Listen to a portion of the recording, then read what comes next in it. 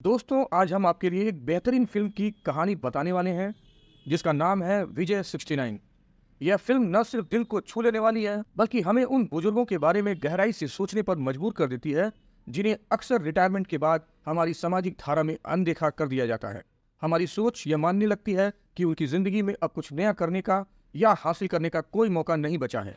लेकिन यह फिल्म हमें सिखाती है कि उम्र चाहे जो भी हो, सपने देखने और उन्हें पूरा करने का अधिकार हर किसी का है। फिल्म में अनुपम खेर ने 69 साल के विजय मैथ्यू का किरदार निभाया है और हमेशा की तरह उन्होंने अपने शानदार अभिनय से इस रोल को जीवंत कर दिया है। तो चलिए बिना देरी किए कहानी पर नजर डालते हैं। लेकिन उससे पहले दोस्तों, हमारी एक आपसे रिक्वेस्ट है कि हमारे इस वीडियो को लाइक करें और हमारे चैनल को सब्सक्राइब करना बिल्कुल मत भूलिए। कहानी की शुरुआत होती है 69 साल के विजय मैथ्यू से, जो बिना किसी को बताए रात में अचानक अपने घर से निकल जाते हैं। जब वह रात भर घर नहीं लौटते तो उनकी बेटी, दामाद, पड़ोसी और दोस्त सभी परेशान होकर उनकी तलाश में जुट जाते हैं। हालात ऐसे हो जाते हैं कि परिवार वाले मान लेते हैं कि विजय अब इस दुनिया में नहीं रहे। अगले दिन उनके लिए एक कॉफिन मंगाया जाता है और विजय के सबसे करीबी दोस्त फैली उनकी फेयरवेल स्पीच तैयार करता है। चर्च में सभी लोग फैली की स्पीच सुनने में डूबे हुए थे कि अचानक विजय चर्च में आ जाते हैं। उन्हें देखकर सब लोग एक पल के लिए सन्न रह जाते हैं, जैसे किसी ने भूत देख लिया हो। इस मौके पर विजय को समझ आता है कि जब सच में उनकी मृत्यु होगी तो लोग इसी तरह प्रतिक्रिया देंगे। बाद में जब विजय फैली की लिखी हुई फेयरवेल स्पीच पढ़ते हैं तो उन्हें उसमें उनकी उपलब्धियों से ज्यादा असफलताएं दिखाई देती हैं।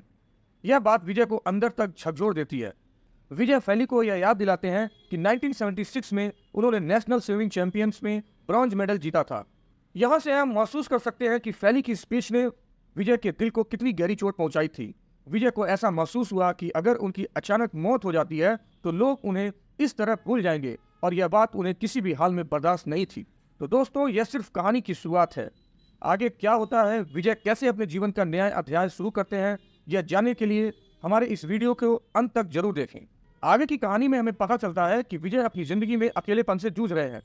कुछ साल पहले उनकी पत्नी कैंसर की वजह से गुजर गई थी और अब वह घर में अकेले रहते हैं। उनकी बेटी दीक्षा और पोता पास ही रहते हैं, लेकिन विजय के जीवन में एक खालीपन है।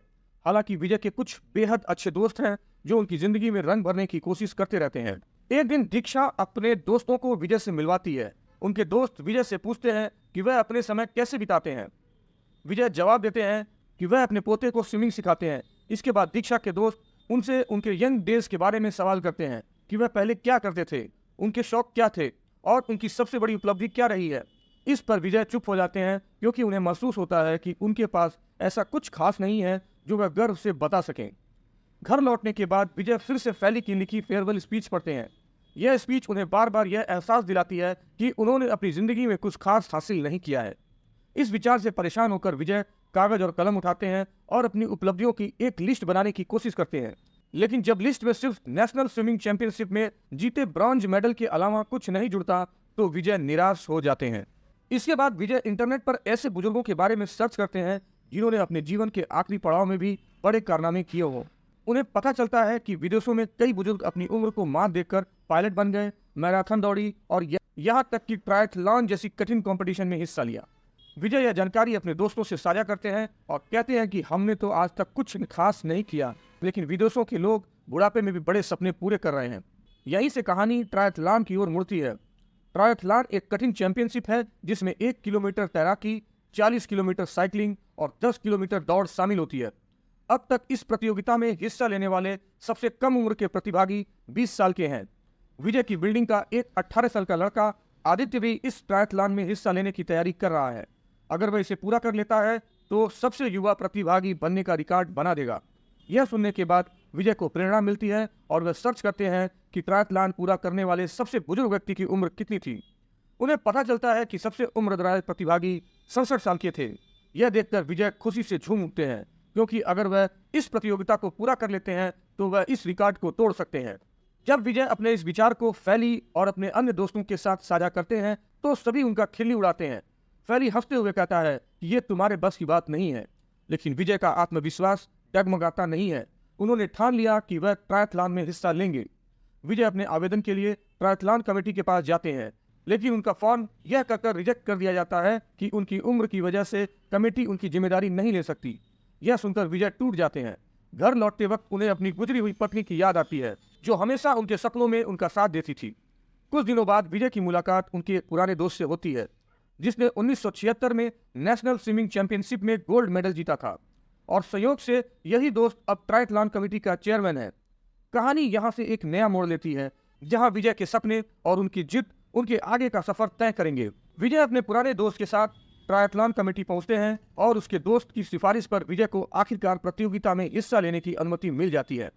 बाहर आते ही उसका दोस्त मुस्कुराते हुए कहता है, पहले हम अपोनेंट थे, लेकिन अब हम एक ही टीम का हिस्सा हैं। यह सुनकर विजय का आत्मविश्वास और बढ़ जाता है।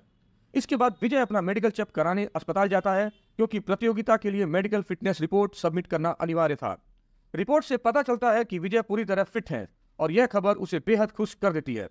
वह अपनी इस खुशी को परिवार और दोस्तों के साथ सेलिब्रेट करता है। इस दौरान वह भावुक होकर कहता है, मैं चाहता हूं कि मैं कुछ ऐसा बड़ा कर जाऊं जिसे लोग याद रखें। साथ ही वह अपनी पत्नी को याद करता है और बताता है कि कैसे वह हमेशा उनका साथ देती थी। विजय की इस भावना से सभी लोग गहराई से जुड़ जाते हैं। अगले दिन विजय ने ट्रायथलॉन की ट्रेनिंग शुरू कर दी, लेकिन शुरुआत बेहद कठिन थी। सिर्फ कुछ देर साइकिलिंग करने के बाद ही उसकी सांस फूलने लगती है। इसी दौरान उसकी मुलाकात रूही नाम की एक सोशल मीडिया इन्फ्लुएंसर से होती है, जिसके 3 मिलियन से ज्यादा फॉलोअर्स थे। रूही विजय की ट्रेनिंग के कुछ वीडियो सोशल मीडिया पर अपलोड करती है, और देखते ही देखते ये वीडियो वायरल हो जाते हैं। इससे विजय को न केवल नई पहचान मिलती है, बल्कि लोगों का सपोर्ट भी मिलता है। फैली विजय को एक कोच से मिलवाता है। कोच विजय को देखकर कहता है कि वह अभी फिट नहीं है और ट्रायथलॉन के लिए बहुत बड़ी ट्रेनिंग की जरूरत होगी। लेकिन जब कोच अपनी ट्रेनिंग की फीस बताता है तो विजय के होश उड़ जाते हैं। फीस थी 5 लाख रुपए। अब विजय परेशान हो जाता है कि वह इतनी बड़ी रकम कहां से लाएगा। तभी उसे रूही और वायरल हो रहे वीडियो का ख्याल आता है। विजय रूही को लेकर एक बूट कंपनी के मालिक के पास जाता है। कंपनी के मालिक को विजय की कहानी इतनी प्रेरणादायक लगती है कि वह विजय को स्पॉन्सरशिप देने के लिए तैयार हो जाता है। स्पॉन्सरशिप से मिली रकम से विजय अपनी ट्रेनिंग की फीस भर देता है, और अगले ही दिन से उनकी प्रोफेशनल ट्रेनिंग शुरू हो जाती है। हालांकि ट्रायथलॉन की तैयारी आसान नहीं थी। विजय को हर दिन खुद को बेहतर बनाने के लिए संघर्ष करना पड़ता था।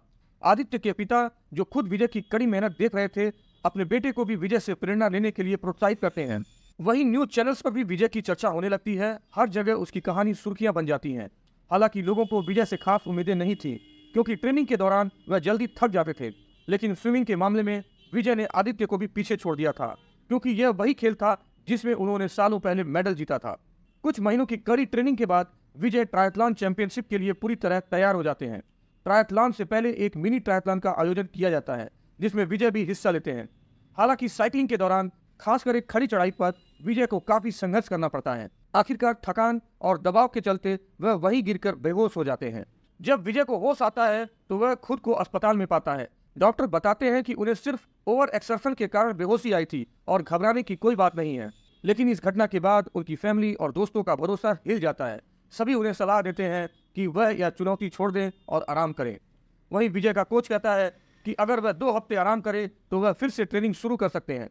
अब यह देखना दिलचस्प होगा कि विजय इस सेटबैक से कैसे उबरते हैं और क्या वह ट्रायथलॉन की असली चुनौती का सामना कर पाएंगे। मिनी ट्रायथलॉन के बाद विजय और आदित्य दोनों अस्पताल में भर्ती थे। विजय ने देखा कि आदित्य के पिता कितने सख्त हैं। वह आदित्य को न तो मोबाइल चलाने देते थे, न मीठा खाने देते, और न ही किसी से बात करने की इजाजत देते थे। जब आदित्य के पिता कुछ समय के लिए बाहर जाते हैं तो विजय आदित्य को अपना मोबाइल दे देता है। आदित्य तुरंत अपनी गर्लफ्रेंड मालती को कॉल करता है, जो एक फेमस इन्फ्लुएंसर थी। अगले दिन अस्पताल में विजय का इंटरव्यू लेने के लिए रिपोर्टर्स पहुंचते हैं। हालांकि यह एक अस्पताल था, लेकिन रिपोर्टर्स ने इसका लिहाज नहीं किया और विजय से सवाल जवाब करने लगे। उनकी दखलंदाजी से परेशान होकर विजय की उनसे बहस हो जाती है। इस बीच विजय आदित्य को रोते हुए देखता है। आदित्य के पापा ने उसे सिर्फ इस वजह से डांटा था कि उसने मीठा खाने की कोशिश की थी। विजय इस पर आदित्य को दिलासा देता है और कहता है, जिंदगी सिर्फ एक बार मिलती है, इसे खुलकर जीना चाहिए। दोनों मिलकर चॉकलेट्स खाते हैं और आदित्य थोड़ी राहत महसूस करता है। विजय को अपनी साइकिल खरीदने के लिए पैसे की जरूरत थी, इसलिए वह फैली के साथ साइकिल खरीदने जाता है। लेकिन तभी उसे एक कॉल आता है कि उसकी स्पॉन्सरशिप कैंसिल कर दी गई है। रिपोर्टर्स ने घटना को बढ़ा चढ़ाकर पेश करते हुए यह अफवाह फैला दी थी कि विजय ने उनकी जान लेने की कोशिश की।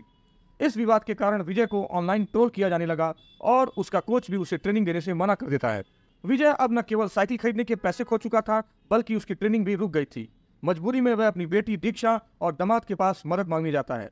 उसका दामाद साइकिल खरीदने के लिए तैयार हो जाता है, लेकिन दीक्षा साफ इनकार कर देती है, यह कहते हुए कि वह इतनी बड़ी रकम यूं ही नहीं दे सकते। इस बात से विजय का दिल टूट जाता है। अकेलेपन में वह अपनी दिवंगत पत्नी को याद करता है और उससे प्रेरणा पाने की कोशिश करता है। अगले दिन विजय खुद ही ट्रेनिंग के लिए निकल पड़ता है। वहीं उसकी मुलाकात आदित्य से होती है, जो बताता है कि उसके पिता अब उसे ट्रेनिंग नहीं देंगे। आदित्य विजय को अपने पिता के जूते गिफ्ट करता है और कहता है, आज से मैं आपकी ट्रेनिंग करूंगा। इसके बाद आदित्य विजय को अपनी गर्लफ्रेंड मालती से मिलवाता है। मालती, जो एक इन्फ्लुएंसर थी, विजय को एक आइडिया देती है कि अगर उसे फिर से लोगों का ध्यान आकर्षित करना है तो उसे कोई न कोई कंट्रोवर्सी क्रिएट करनी होगी। मालती के सुझाव पर आदित्य और विजय अपनी सोसाइटी में एक झगड़े का नाटक करते हैं। दोनों के बीच की बहस देखकर न्यूज चैनल को मसाला मिल जाता है। जल्द ही दोनों की कहानी फिर से सुर्खियां बन जाती हैं और विजय को दोबारा स्पॉन्सरशिप मिल जाती है। स्पॉन्सरशिप के पैसों से विजय आखिरकार अपनी नई साइकिल खरीदता है। अब विजय और आदित्य मिलकर खुद ही ट्रेनिंग करते हैं। हर कठिनाई को पार करते हुए विजय की जिंदगी की यह चुनौती न केवल उसे बल्कि आदित्य को भी मजबूत बना रही थी। जब विजय को पता चलता है कि उसके दोस्त आदित्य के दादाजी ने न्यूज चैनल्स को उसकी मेडिकल हिस्ट्री के बारे में बताया तो उसकी सारी उम्मीदें टूट जाती हैं। विजय को ट्रायथलॉन चैंपियनशिप से बाहर कर दिया जाता है। निराश और हताश विजय कमेटी के सामने गिड़गिड़ाता है, लेकिन उसकी किसी ने एक न सुनी। घर लौटकर विजय टूट जाता है और फूट फूट कर रोता है। अगले दिन विजय अपनी बेटी दीक्षा से मिलने जाता है। दीक्षा उसे याद दिलाती है कि उसकी कभी न हार मानने वाली सोच ही उसकी माँ को सबसे ज्यादा पसंद थी। वह विजय को उस समय की याद दिलाती है जब उसकी माँ का कैंसर डिटेक्ट हुआ था। तब विजय ने अपनी स्विमिंग चैंपियनशिप छोड़कर उनकी देखभाल की थी। दीक्षा बताती है कि उनकी माँ हमेशा चाहती थी कि विजय उनके बाद अपने अधूरे सपनों को पूरा करे और खुशी से जिए। यह बातें विजय को एक नई प्रेरणा देती है और वह फैसला करता है कि भले ही वह चैंपियनशिप में हिस्सा न ले सके, लेकिन वह आदित्य को पूरे दिल से सपोर्ट करेगा। आखिरकार ट्रायथलॉन चैंपियनशिप का दिन आ जाता है। विजय खुद प्रतियोगिता का हिस्सा नहीं था, लेकिन वह आदित्य को सपोर्ट करने वहां पहुंचता है। विजय के सभी दोस्त भी आदित्य का हौसला बढ़ाने आए थे, लेकिन विजय को ट्रायथलॉन में न देखकर सब उदास थे। कुछ देर बाद चैंपियनशिप के चीफ गेस्ट के रूप में एक मंत्री वहां आते हैं। मंत्री की पहचान विजय की दोस्त मिसेस बख्शी से थी। मिसेस बख्शी, जो कभी मंत्री की मां की नर्स थी, उनसे विजय की कहानी साझा करती है। वह बताती है कि विजय की मेडिकल रिपोर्ट सामान्य थी, लेकिन एक पुराने माइनर हार्ट अटैक का बहाना बनाकर उसे प्रतियोगिता से बाहर कर दिया गया है। मंत्री यह बात सुनकर तुरंत ट्रायथलॉन कमेटी से बात करते हैं। मंत्री के हस्तक्षेप से विजय को फिर से रजिस्ट्रेशन नंबर मिलता है और वह चैंपियनशिप में भाग लेने के लिए तैयार हो जाता है। विजय मिसेस बख्शी का धन्यवाद करता है और पूरे आत्मविश्वास के साथ चैंपियनशिप के पहले राउंड के लिए तैयार हो जाता है। ट्रायथलॉन का पहला राउंड स्विमिंग का था, जिसमें विजय का कोई मुकाबला नहीं था।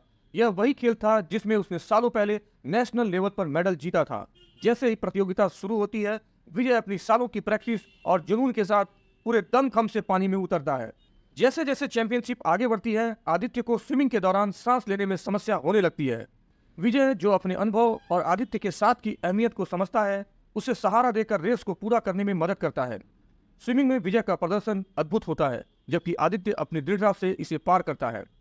40 किलोमीटर की साइकिलिंग विजय के लिए सबसे कठिन साबित होती है।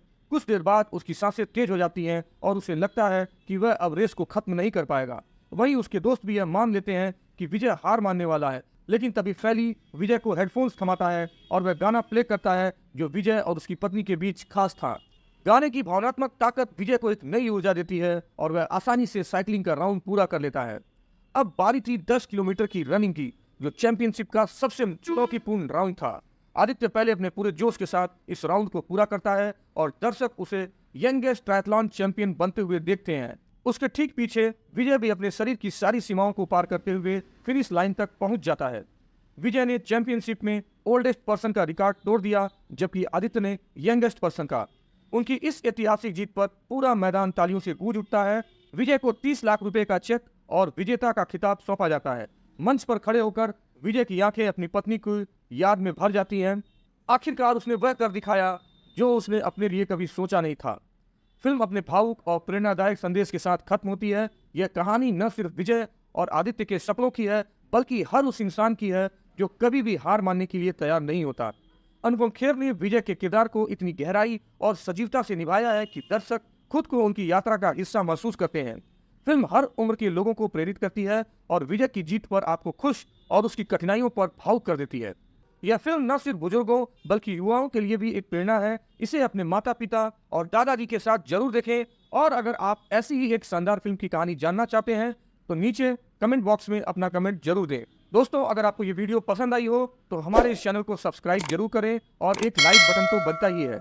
मिलते हैं किसी नेक्स्ट मजेदार कहानी में। तब तक के लिए दोस्तों धन्यवाद, अलविदा।